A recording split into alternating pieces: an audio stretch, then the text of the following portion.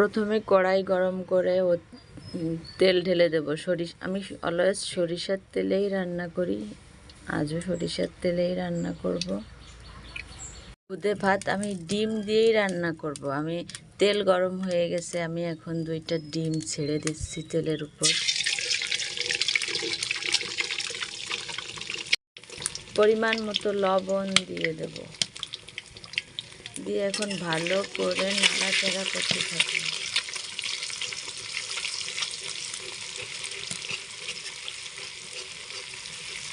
এর সাথে পেঁয়াজ, রসুন আর কাঁচামরিচ দিয়ে ভাজতে থাকবো। সুন্দর করে এটা ভাজতে হবে। ভাজা যত ভালো হবে টেস্ট তত ভালো আসবে। চাউলে ভালো করে অনেকবার ধুয়ে পানি ঝরিয়ে রেখে দিয়েছি, এখন অনেকটা ঝরঝরে হয়ে গেছে। পেঁয়াজ, মরিচ, রসুন এখনো ভাজা কমপ্লিট হয়নি, এটা এখনো ভাজা চলছে। পেঁয়াজ, ডিম, বেরেস্তা গোল্ডেন ব্রাউন করে ভেজে উঠিয়ে নিয়েছি। এখন খুদ ঢেলে দেব।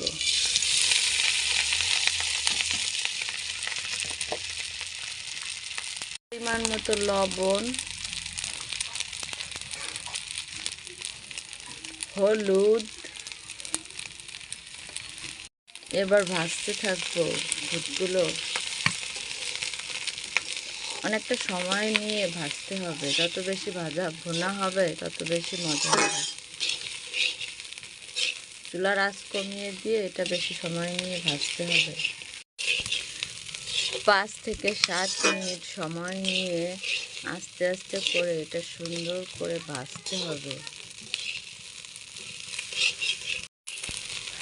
যখন ভাজাটা কমপ্লিট হয়ে যাবে তখন অ্যাড করতে হবে গরম পানি। আমি এখানে 3 কাপ খুদ দিয়েছি, আমাকে 6 কাপ গরম পানি অ্যাড করতে হবে।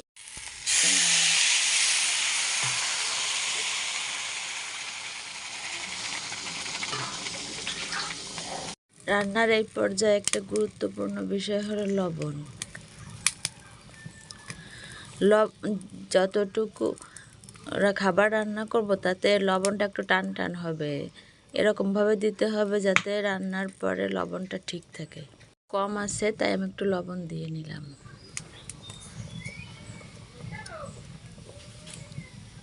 কয়েকবার নাড়া দিয়ে দিতে হবে, না হলে নিচে লেগে যাওয়ার সম্ভাবনা থাকে।